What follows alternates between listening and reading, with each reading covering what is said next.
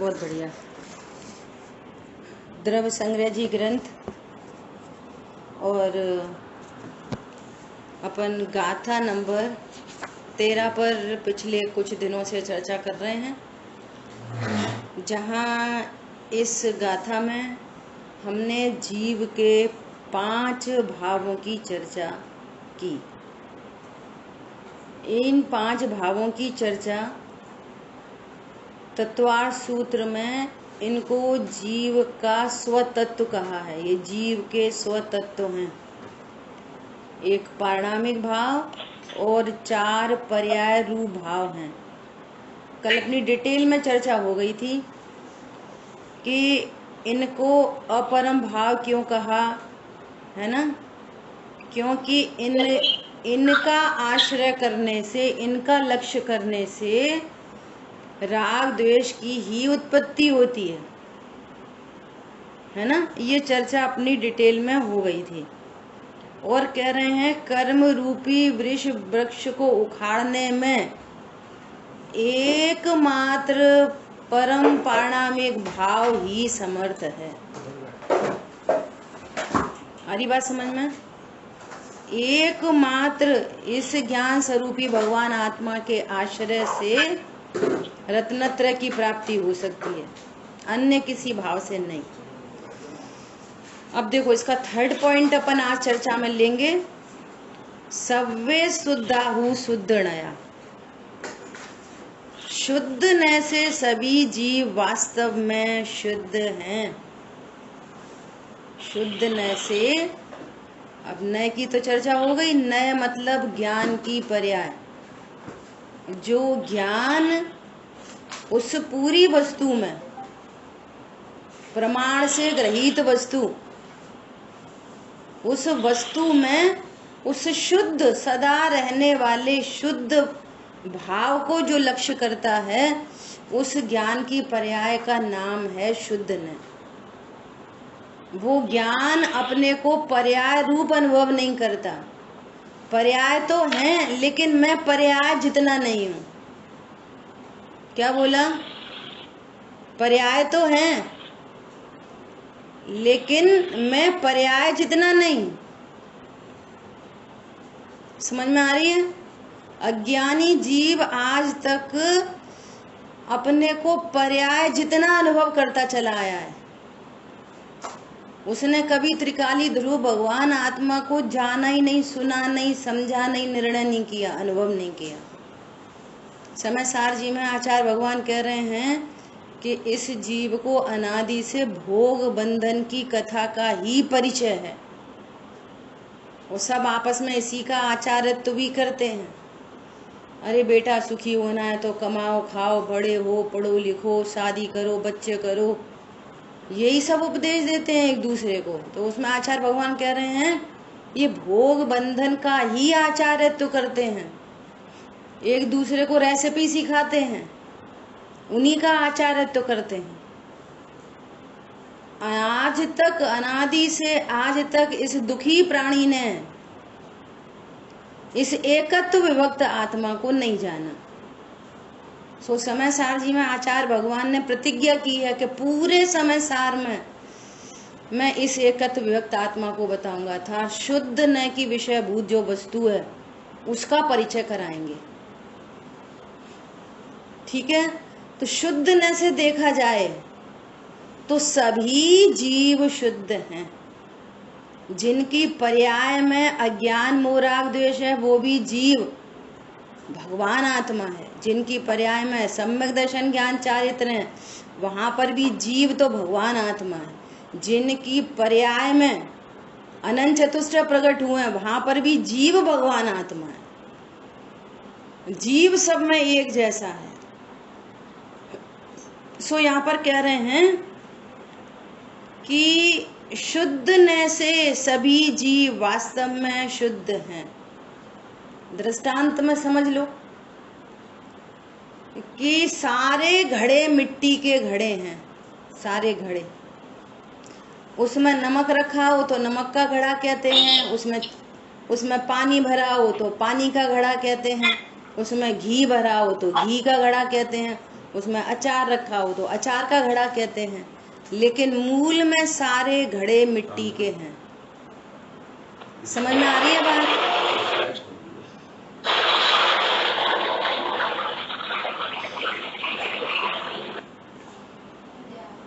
बात आ रही ख्याल में?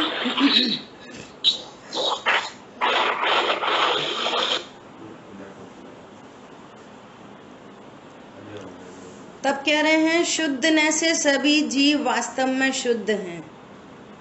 मैं द्रव्य से शुद्ध हूँ, अनंत गुणों से शुद्ध हूँ, है ना, अनंत शक्तियाँ, अनंत धर्मयुगल, असंख्यात प्रदेश, उपयोग, लक्षण, अनादि अनंत शुद्ध है। तो फिर अशुद्धता कहाँ है? कि जो ज्ञान ऐसा नहीं जाने सो वो ज्ञान अशुद्ध है। जिस श्रद्धा में ऐसा विश्वास नहीं है वो श्रद्धा अशुद्ध है।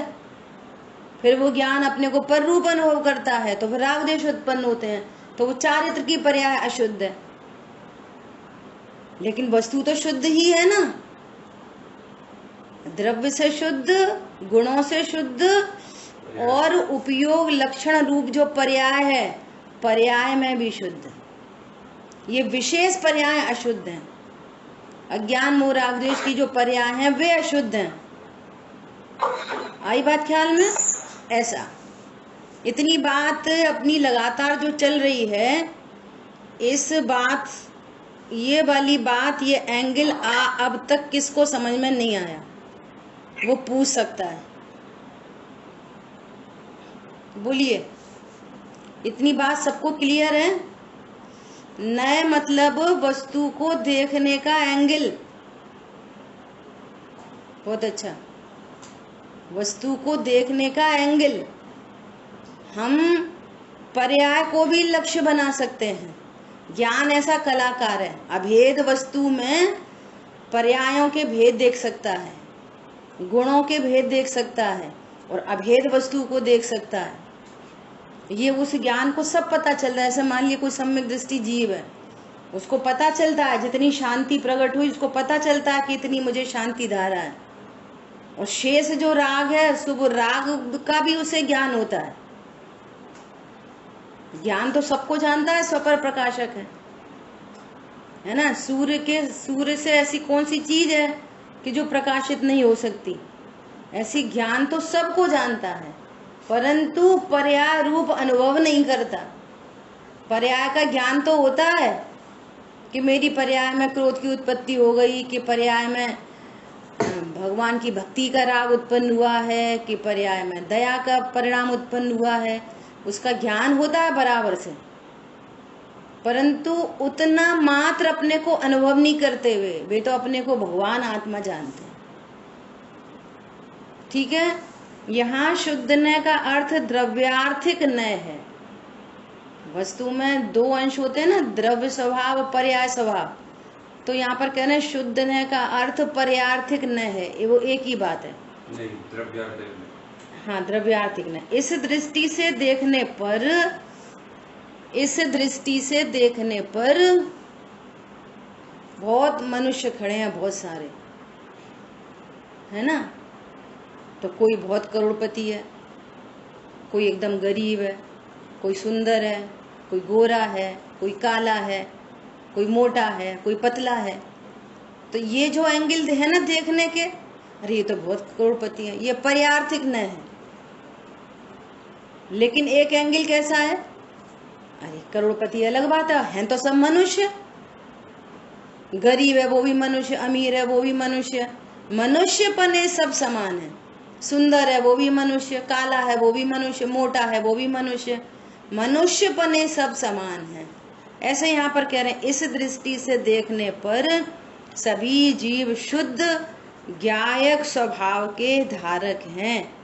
मात्र पर्याय दृष्टि से जीवों की पर्याय में तारतम्य होते हैं, यह बतलाने के लिए यहाँ उसे अशुद्ध न का विषय कहा जाता है।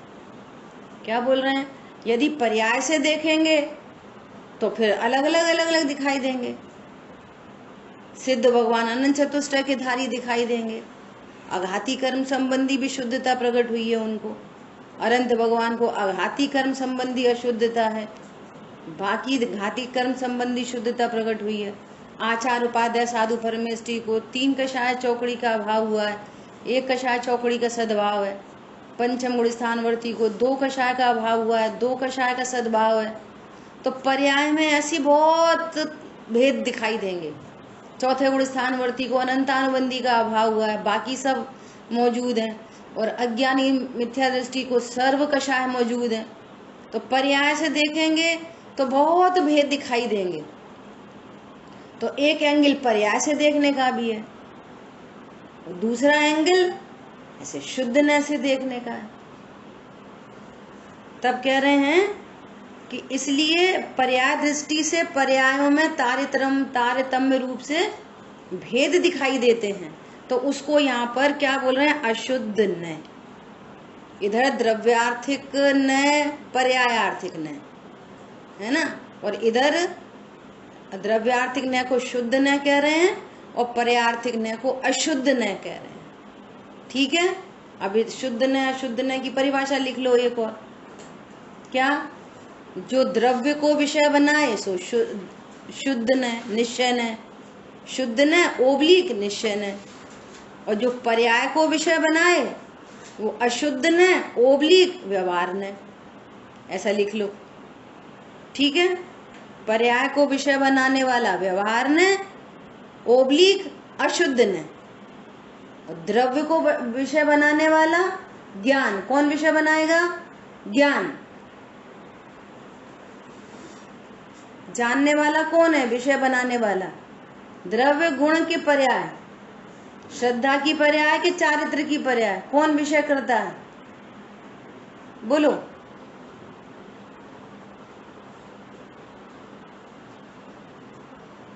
बोलिए।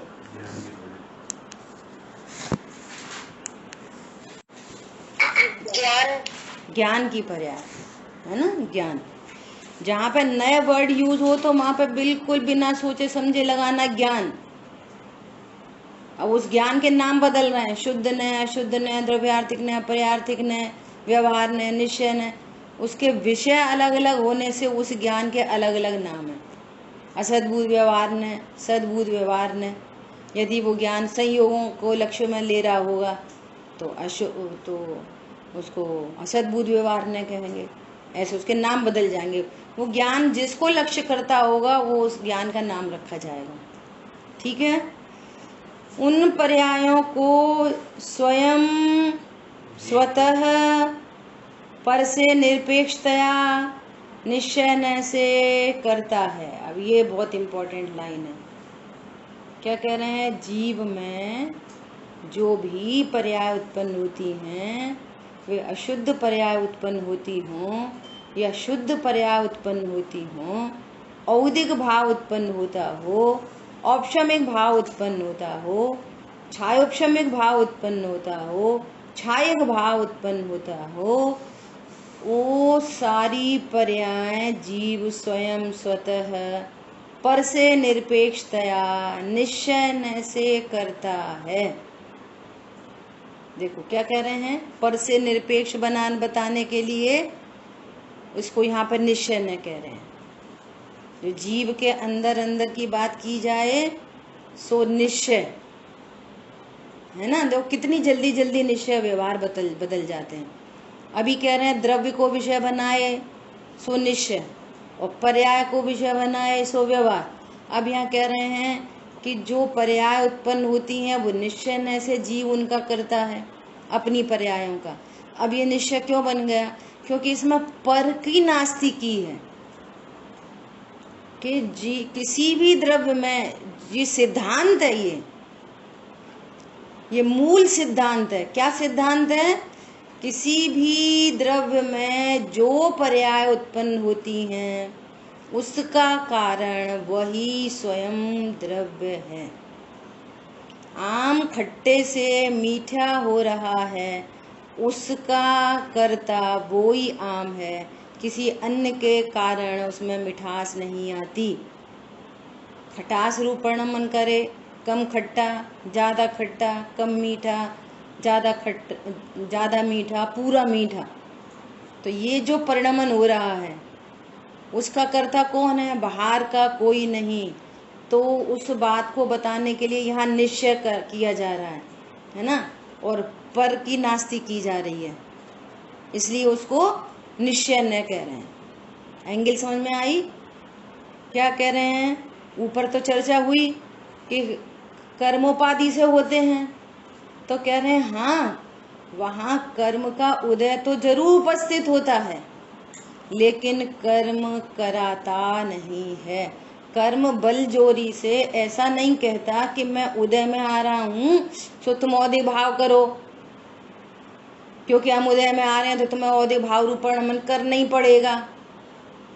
और कर्म तो स्वतः ही बिना जीव के किसी भाव के, वो स्वरूप समझे कि मत समझे, कर्म का तो उपशम हो जाए, ओ अचानक जीव को सम्यक दर्शन प्रकट हो गया, औपशमिक भाव प्रकट हो गया, क्योंकि कर्मों का उपशम हो गया था ना, इसलिए क्या हो गया? इसलिए हमको सम्यक दर्शन प्रकट हो गया। ऐसा नहीं होता। जीव में जो पर्याय उत्पन्न होती हैं वो क्या कह रहे हैं? जीव स्वयं स्वतः पर से निरपेक्षतया निश्चय न से करता है। अपनी पर्यायों का कर्ता जीव ही है। ये निश्चय न का कथन इसलिए है कि इसमें पर की नास्ती की जा रही है। कोई ऐसा कहे कि मुझे पर द्रव्य क्रोध उत्पन्न कराता है, कोई ऐसा बोले कि मुझे पर द्रव्य शांति कराता है, कोई ऐसा कहे कि पर द्रव्य मुझे ज्ञान कराता है। जैसे अभी चर्चा चल रही है, हम जिनवाणी को पढ़ते हैं तब हमको ज्ञान होता है, आप हमें समझाते हो तभी हमें ज्ञान हो रहा है। ये वाली बात सच्ची है कि झूठी है? बोलो। जिनवाणी को पढ़े बिना अपने को ज्ञान हो सकता है? झूठी है। झूठी है ये वाली बात। क्यों झूठी है? क्योंकि आपकी ज्ञान की पर्याय की योग्यता इस समय अपने उपादान से उत्पन्न होती है। आपकी ज्ञान की पर्याय में ऐसा ही गे बनना अनादि से सुनिश्चित था कि 4:19 पे सो एंड सो मंथ में, सो एंड सो ईयर में आपके ज्ञान में ऐसी विषय वस्तु ख्याल में आएगी। ये कई भवों पहले से ये सुनिश्चित था। सो आज वो आपके ज्ञान की पर्याय में ऐसी योग्यता डेवलप हुई है ना, पर से निरपेक्ष। और उसी समय जीव का भाव, अन्य किसी का भाव या जिनवाणी ये निमित्त हैं, सो ये निमित्त उपस्थित होंगे, परंतु निमित्त करा देगा। अब देखो, अभी 10-15 लोग सुन रहे है ना, तो 15 लोगों को एक जैसा ज्ञान हो रहा है, सुनाने वाला तो एक जैसा है, जिनवाणी एक जैसी है, सबको अपनी अपनी योग्यता से समझ में आती है। हमारी बात समझ में? तो जैसे ज्ञान संबंधी ये वाली बात है, ऐसे ही श्रद्धा संबंधी बात है। सबको अपने अपने अनुसार वो उसको विश्वास बन रहा होगा कि हाँ वास्तव में स्वरूप ऐसा ही है। कोई ऐसा ही सुनता होगा लेकिन श्रद्धान नहीं करे, अपने ज्ञान का विषय बना ले, एकदम नॉलेजेबल हो जाए बस, लेकिन वो सम्यक रूप से नहीं हो, उस पर श्रद्धान नहीं करे, वो तो उसकी योग्यता। और इस समय जो चारित्र गुण की कषाय की मंदता, तो उसकी योग्यता, वो पढ़ने से नहीं आई, वो उस समय मंद कषाय रूप परिणाम है। कोई जीव यहाँ सुनने बैठने वाला भी कोई ऐसा विकल्प आ सकता है, अरे अब यही वाली बात कितनी बार सुने, अब कब खत्म होएगा, कितने बजे खत्म होएगा, रोज बैठना पड़ता है, वगैरह वगैरह।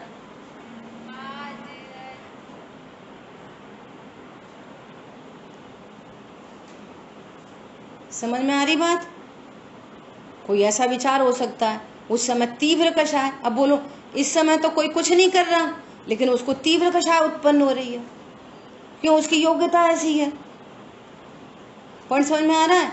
और ये पूरा वस्तु स्वरूप समझ के वो जो ज्ञान ऐसा, हाँ वास्तव में ऐसा ही बात है, यही स्वरूप है, ऐसा ही स्वरूप है मेरा, और वो सम्यक्त रूप परिणमित हो, तो जिस समय सम्यक्त रूप परिणमित होगा उस समय कर्म का नियम से उपशम होएगा, 100% होगा। तो उस सापेक्ष बात करी जाएगी कि सम्यक दर्शन औपशमिक होता है, कर्म सापेक्ष, उसका नाम औपशमिक रखा। और वो क्षयोपशम में बदल जाए तो कहेंगे कि कर्मों का क्षयोपशम है, इसको क्षयोपशमिक सम्यक दर्शन है। तो ये सब व्यवहार न के पर सापेक्ष कथन तो चलेंगे, परंतु जीव में जो पर्याय उत्पन्न होती हैं वह स्वतः स्वयं के कारण ही होती हैं, न कर्म के उदय से होती हैं, न अन्य किसी चेतन अचेतन पदार्थ के कारण होती हैं। भाई साहब आज तो बहुत खुश दिखाई दे रहे हो, क्यों दिख रहे हो? अरे आज तो है ना बच्चे का प्रमोशन हो गया, 10 लाख का पैकेज बढ़ गया। तो आपकी प्रसन्नता का कारण क्या है? ये बच्चे का प्रमोशन। कितनी सही बात है ये, बोलो।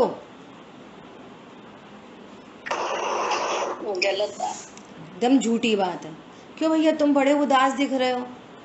अरे क्या बताएं, वो थोड़ा वो मेरे हस्बैंड को ना व्यापार में 10-20 लाख का घाटा पड़ गया, तो घाटे से दुख होता है। अरे क्या बताएं, आज तो हमारी वो जेठानी ने बहुत बुरा बुरा सुनाया, बहुत बुरा बुरा कह दिया, तो इसलिए मूड ऑफ है। हम तो कर करके मर गए, हमने तो इतना किया। क्या किया भैया तुमने? पर के लिए किया कि अपनी पर्याय उत्पन्न हुई बस, या पर के लिए कुछ करता है? अरे शरीर से भी क्या किया? हम शरीर के करता हैं कि मात्र पर्यायों के करता हैं? बोलो, जब देह हाथ पैर नहीं हिलाए तो पर का क्या किया तुमने? कितनी भ्रम की लाइफ है, बोलो। और जहाँ भ्रम की लाइफ है वहाँ दुख है, जहाँ दुख है वहाँ नवीन कर्म का बंधन है, जहाँ नवीन बंधन है वहाँ संसार परिभ्रमण अनादि से चल ही रहा है और उसकी कंटिन्यूटी है। ये जिनवाणी हम क्यों पढ़ रहे हैं? 5 भाव क्यों पढ़ रहे हैं? हमारे को भेद विज्ञान हो, राइट नॉलेज हो, परिणति निश्चिंत हो, निर्वार हो, अपनी उत्पन्न होती हुई पर्यायों का ज्ञान हो, तो वहाँ पर बराबर ख्याल में आए कि ये मिथ्यात्व संबंधी विचार है और ये सही विचार है। सो अपने सारे विचार आगम के अनुकूल बने। सारे विचार कैसे बने? आगम के अनुकूल बने। जिनके विचार आगम के अनुकूल होंगे तो उनके भविष्य में भी उनकी अंदर बाहर सारी अनुकूलताएं होंगी। ठीक है। सो यहाँ पर कह रहे हैं उन पर्यायों को जीव स्वयं स्वतः पर से निरपेक्षतया निश्चय न से करता है। ठीक है, ऐसा कह रहे हैं। कर्म का निमित्त होने पर भी कर्म उन्हें कराता नहीं है। कर्म का निमित्त होने पर भी कर्म उन्हें कराता नहीं है। यहाँ भाव होता है तो बता रहे हैं ये परिणाम है, तो कर्म निमित्त किस रूप से उपस्थित है? उदय रूप से। यहाँ जीव का ऐसा भाव है तो वो कर्म किस रूप से उपस्थित है? उपशम रूप से, क्षयोपशम रूप से, क्षय रूप से। लेकिन जीव की पर्याय तो जीव से ही उत्पन्न होती हैं, अन्य के कारण नहीं।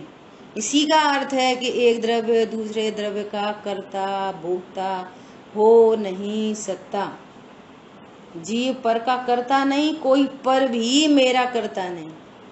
मैं किसी पर को भोगता नहीं, कोई पर भी मुझे भोग सकता नहीं। जीव को अपनी उत्पन्न होती हुई पर्यायों का ज्ञान होता है तो किसी पर्याय में उसको गुड फीलिंग आती है और किसी पर्याय से बैड फीलिंग आती है। सो वो अपनी पर्यायों को भोग रहा है, पर को नहीं भोग रहा। ये कह रहा है आइसक्रीम से मजा आ रहा है, आज तो स्वाध्याय में बहुत मजा आया, स्वाध्याय से बहुत मजा आ रहा है। स्वाध्याय से नहीं आ रहा, पर्याय में वो कषाय की मंदता है उसका ज्ञान हो रहा है और स्वाध्याय ज्ञान का विषय बन रही है। तो कितनी रहस्यमयी बातें हैं ये। इसलिए पर से उसका भेद ज्ञान कराने के लिए अशुद्ध न कहा जाता है। जीव की पर्याय हैं, फिर कह रहे हो निश्चय न से जीव कर रहा है, और फिर कह रहे हो कि वह अशुद्ध न का विषय है। तो क्यों? भेद ज्ञान कराने के लिए। पर द्रव्यों से तो भेद ज्ञान करा ही रहे हैं, पर्यायों से भी भेद विज्ञान करा रहे हैं। इसलिए शुद्ध न का विषय तो अकेला त्रिकाली ध्रुव है। पॉइंट पकड़ में आया? शुद्ध न का विषय तो अकेला त्रिकाली ध्रुव है, और पर्याय भी ज्ञान में विषय बनाई तो वो अशुद्ध न का विषय है। क्यों? क्योंकि उसके लक्ष्य से अशुद्ध पर्याय प्रकट होती हैं। बात ख्याल में आ रही है? वे पर्याय जीव की हैं, इसलिए कहेंगे निश्चय से जीव की, और उन पर्यायों के लक्ष्य से राग द्वेष उत्पन्न होंगे, इसलिए उनको अशुद्ध न कह रहे हैं। शुद्ध न नहीं बदलता कभी भी। शुद्ध न तो सदा एक त्रिकाली ध्रुव, जिसका लक्ष्य करने से शांति प्रकट हो, निश्चिंता प्रकट हो, वो ही शुद्ध न है। सो शुद्ध न की अपेक्षा से अशुद्ध न भी व्यवहार न है, ऐसा समझना चाहिए। शुद्ध न की अपेक्षा से, अभी बात हो गई ना, द्रव्यार्थिक न इक्वल टू शुद्ध न इक्वल ओब्लिक निश्चय न, पर्यार्थिक न इक्वल टू अशुद्ध न ओब्लिक व्यवहार न। बात अपन ने पहले कर ली, ठीक है? क्या बोल रहे हैं? शुद्ध न की अपेक्षा से अशुद्ध न भी व्यवहार न है, ऐसा समझना चाहिए। इसलिए श्री समय सार जी की 56वीं गाथा में मागणा स्थान, गुण स्थान आदि भावों को व्यवहार न का विषय कहा है। ठीक है, इतनी बात हो गई। अब अपने को चर्चा किसकी करनी है? मार्गणा स्थान और गुण स्थान। ठीक है, देखो मार्गणा स्थान किसे कहते हैं। अभी अपन ने निश्चय व्यवहार न का जो पूरा चक्र चला ना यहाँ पे, वो एकदम क्लियर हो गया सबको। फिर से अगेन ट्राई कर रहे हैं। परम शुद्ध निश्चय न कहो, शुद्ध निश्चय न कहो, उसका विषय तो हमेशा त्रिकाली ध्रुव रहेगा, हमेशा। वो कभी अदलता बदलता नहीं। अब जीव में जो पर्याय है वो किसका विषय है?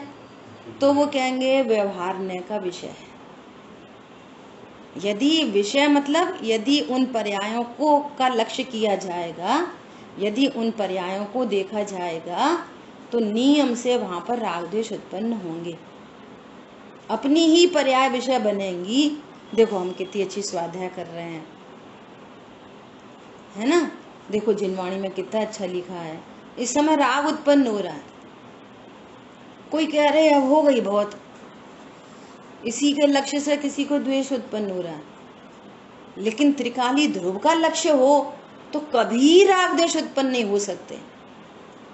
गारंटी से शांति प्रकट होगी, गारंटी से रत्नत्रय होंगे, गारंटी से कर्मों का क्षय होगा, गारंटी से संसार समुद्र सूख जाएगा, पानी चुल्लू भर रह जाए, गारंटेड है वो वाली बात। लेकिन पर लक्ष्य होने पर कभी राग की उत्पत्ति होती है, कभी द्वेष की उत्पत्ति होती है, इसलिए उसको अशुद्ध न का विषय कहा जाता है। समझ में आ रही है बात? ये बहुत महत्वपूर्ण बातें हैं, ये एकदम टेक्निकल बातें हैं। ये बड़े बड़े ग्रंथों में ये सब मिलेंगे आपको। ये तो दादाश्री हैं जो इन्होंने इतने सरलता से इनके अर्थ निकाले हैं। बहुत अच्छा, सबके मैसेज मिल रहे हैं कि सबको बात ख्याल में आ रही है। अब इन्हीं पर्यायों को शुद्ध न कह देंगे, निश्चय न कह देंगे। इन्हीं पर्यायों को अभी अशुद्ध न कह रहे थे, अभी निश्चय न कह दोगे इन्हीं पर्यायों को। तो क्यों कह देंगे?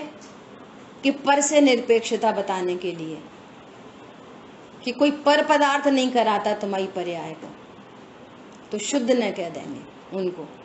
लेकिन वो परम शुद्ध निश्चय न नहीं, ये अशुद्ध निश्चय न है ना। और धीरे धीरे जब अपन बार बार ये सुनेंगे समझेंगे ना, तो अपन को और पक्का होता चलेगा। कोई बात होती है ना, मटके पे एक बूंद गिरती है तो हमें कुछ दिखाई नहीं देता, परंतु उसने वो एब्जॉर्ब की होती है, फिर कई बूंद पड़ती हैं तो फिर वो मटका गीला दिखाई देने लगता है ना। तो ये चीज़ें कंटिन्यूअसली करने का कार्य है। ये भेद विज्ञान निरंतर होना चाहिए। ये वस्तु स्वरूप का ख्याल हमारे को, उसका विचार विवेक डेवलपमेंट होता है इसका प्रॉपर। ठीक है, तो अपन ने इतनी बात रिपीट की। अब देखो मार्गणा स्थान किसे कहते हैं। जिन जिन धर्म विशेषों से जीव का अन्वेषण किया जाता है, अन्वेषण मतलब जीव की खोज, जीव की खोज करने निकलेंगे तो जीव कहाँ मिलेगा, कहाँ मिलेगा? तो कह रहे हैं उन धर्म विशेषों को मार्गणा कहते हैं। ये वो वाले धर्म नहीं है जो धर्म युगल की चर्चा है, ख्याल में रखना। कहते हैं जीव में धर्म युगल पाए जाते हैं, तो ये वो धर्म युगल नहीं है। मतलब जिन जिन अपेक्षाओं से, जिन जिन तरीकों से जीव की पहचान की जाती है, खोज की जाती है, जीव कहाँ मिलेगा, तो उसको मार्गणा स्थान कहते हैं। ये टेक्निकल वर्ड है, ये वोकेबुलरी है जैनिज्म की। तो मार्गणा शब्द आपको ऐसे ख्याल में लेना पड़ेगा। मार्गणा मतलब जीव की खोज के स्थान, सरल भाषा में बोलें, जहाँ पर जीव की खोज की जाती है। आई बात समझ में? जैसे किसी गांव के व्यक्ति ने पुराना सोना दिया, 20-25 ग्राम सोना दिया, और उसने बोला कि मेरी बेटी के लिए तुम एक अच्छा सा हार बना देना, और उसने हार बना के दे दिया। तो उसने बोला कि भैया हार तो ये ठीक है, परंतु मेरा सोना कहाँ है? तो वो सोना कहाँ मिलेगा? सोना अलग और हार कहीं अलग। तो क्या बोलेंगे कि भैया इस हार में ही तो सोना है। एग्जाम्पल है समझने के लिए। सोना कहाँ मिलेगा? हार में, अंगूठी में, कुंडल में, बिस्किट में, यहीं मिलेगा। और कहाँ मिलेगा? ऐसे यहाँ पर कह रहे हैं कि जीव कहाँ मिलेगा, जीव को कहाँ खोजा जाएगा? तो इनमें खोजा जाएगा, किसी न किसी गति में मिलेगा जीव, किसी न किसी इंद्री में मिलेगा, उसकी कोई काया होगी बाहर में, है ना? योग होंगे, वेद, कषाय, ज्ञान, संयम, दर्शन, लेशा, भव्यत्व, सम्यक्त्व, संगित्व, आहारत्व, ये 14 मार्गणाओं के नाम हैं। दर्शन कौन सा सामने बोलूंगा ना? हाँ, है ना? ये 14 मार्गणाओं के नाम हैं। अब इनकी चर्चा तो बहुत डिटेल में है। अभी समयसार जी में जब इनको व्यवहारने का विषय कहा था ना, जैसे ऊपर 56 गाथा का कोड कर रहे हैं, तब इनकी डिटेल में चर्चा हो गई थी। और ये एक साथ पाई जाती हैं। जैसे एक बार एक में लगा के बता रहे, जैसे आप जल का एक जीव को ले लो, तो इसमें ये पूरी 14 चीजें घटित होंगी एक जल का एक जीव में। एक मनुष्य गति का जीव ले लो, एक मनुष्य, तो उस मनुष्य में ये 14 की 14 मार्गणाएं एक साथ घटित होती हैं, एक साथ, आगे पीछे नहीं, कम ज्यादा नहीं होती। एक देवगति का जीव को रखो, एक नारकी को रखो, किसी भी एक जीव को पकड़ो, तो उसमें ये 14 की 14 मार्गणाएं एक साथ घटित होती हैं। बोलो किसमें अपन को चर्चा करनी है? 1 इंद्री, 2 इंद्री, 3 इंद्री, 4 इंद्री, 5 इंद्री। 5 इंद्री में भी देव, नारकी, मनुष्य, त्रियंच। चलो मनुष्य गति के जीव पे ही घटित करते हैं, ठीक है? तो अब सोचो कि ये कौन से गति का जीव है? तो कहेंगे मनुष्य गति। तो जो मनुष्य गति का जीव है उसको कितनी इंद्रियां होंगी? अब एक लोग अनम्यूट करो और लगातार बोलते चलो। मनुष्य गति के जीव को कितनी इंद्रियां होती हैं? 5। तो ये 5 इंद्रिय, 5 इंद्रिय है ना, और छठवा मन भी कह सकते हैं। चलो नहीं, इंद्रिय में 5 ही आएगी, वो संगीत में चर्चा आएगी। 5 है। उस मनुष्य की काया कौन सी होती है? बोलो। बहुत अच्छा। तिरस्कार, 2 बात आई थी ना, तिरस और स्थावर। तो स्थावर तो 5 हो गए, और तिरस जीव कितने प्रकार के? 2 इंद्री, 3 इंद्री, 4 इंद्री, 5 इंद्री, सभी तिरस काय हैं। तो कौन सी काया है मनुष्य गति के जीव की? तिरस। कितने योग होते हैं? हाँ, योग कितने होते हैं? 3, मन वचन काय योग, है ना। ऐसा वेद कौन सा? कि मनुष्य गति में तीनों वेद मिलेंगे। कोई स्त्री वेद होगा, पुरुष वेदी होगा, कोई नपुंसक वेदी होगा, 3 वेद। कषाय, कषाय कौन सी होंगी? है ना। तो अब मनुष्य गति में कोई अज्ञानी मिथ्या दृष्टि हो सकता है, तो ढूंढो उसमें कितनी कषाय हैं। तो पूरी क्रोध, मान, माया, लोभ, चारों जातियों की, और हास्य, रति, अरति आदि, तो कोई ना कोई कषाय विद्यमान होगी।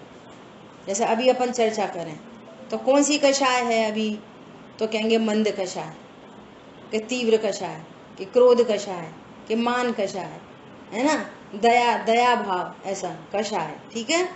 सम्यक दृष्टि जीव है तो उसको अनंतानुबंधी आदि 4 का अभाव हो गया होगा, तो बाकी शेष कषाय। ठीक है। ज्ञान, कौन सा ज्ञान होगा? अभी कोई भी मति कि श्रुत, अवधि, मन पर्य, केवल ज्ञान, कोई सा भी ज्ञान हो सकता है। ठीक है। तो ज्ञान जरूर होगा। संयम, कौन सा संयम है? अभी हम सबको कौन सा संयम है? तो कहेंगे कि यदि वो मिथ्या दृष्टि है तो असंयमी होगा। सम्यक दृष्टि जीव है तो चौथे गुण स्थानवर्ती अविरति है, दूसरे व्रति हैं तो वे संयमी है। तो कौन सा संयम? देश संयम, सकल संयम, कौन सा चारित्र, वो सारी चर्चा। इनके भी आगे आगे भेद प्रभेद हैं, है ना। दर्शन, कौन सा सामान्य अवलोकन है, उसकी बात आ जाएगी। कौन सी लेशा है? कोई ना कोई लेशा जरूर होगी।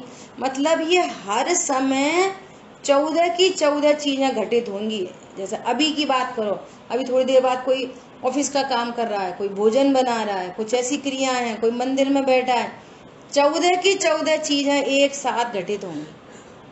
ठीक है। भव्य है कि अभव्य है? वो भव्य हो सकता है, अभव्य हो सकता है, सम्यक तो हो सकता है, या मिथ्या दृष्टि, इसकी अपोजिट भी मार्गणाएं लागू पड़ती हैं इनमें, है ना। सम्यक तो भी हो सकता है और मिथ्यात्व भी हो सकता है। संगीत, तो संगी पंचेंद्रिय है तो संगीत तो होगा। आहारत्व, कि अभी वो कर्म नो कर्म वर्गणाओं को ग्रहण करता होगा तो आहारत्व होगा। इस तरह से ये 14 मार्गणाएं हर जीव में एक समय में एक साथ लागू पड़ती हैं। इनके द्वारा जीव की खोज की जाती है, इसलिए इनको मार्गणा स्थान कहते हैं। अभी इतना ही समझ लेना अपने लिए पर्याप्त है। बाकी इनकी और विशेष चर्चा जब आएगी तो अपन डिटेल में करेंगे। एक कॉन्सेप्ट पकड़ में आ जाए कि मार्गणा स्थान मतलब इसमें क्या कॉन्सेप्ट है, कि ये जीव की खोज के स्थान है। जीव एक साथ इन 14 मार्गणाओं में पाया जाएगा। ठीक है। जैसे अपनी मार्गणा स्थान की चर्चा हुई। अब है गुण स्थान, है ना। गुण स्थान मतलब मोह और योग के सद्भाव से या अभाव से जीव के श्रद्धा, चारित्र, योग आदि गुणों की तारतम्य रूप अवस्था विशेष को गुण स्थान कहते हैं। इसके भी 14 भेद होते हैं। अब ये बहुत डिटेल में चर्चा करने जैसी है, तो कल अपन गुण स्थान की चर्चा करेंगे। अभी समय अपना हो रहा है। ठीक है। अभी कोई आपका प्रश्न बनता हो तो आप पूछ सकते हैं। जिनवाणी के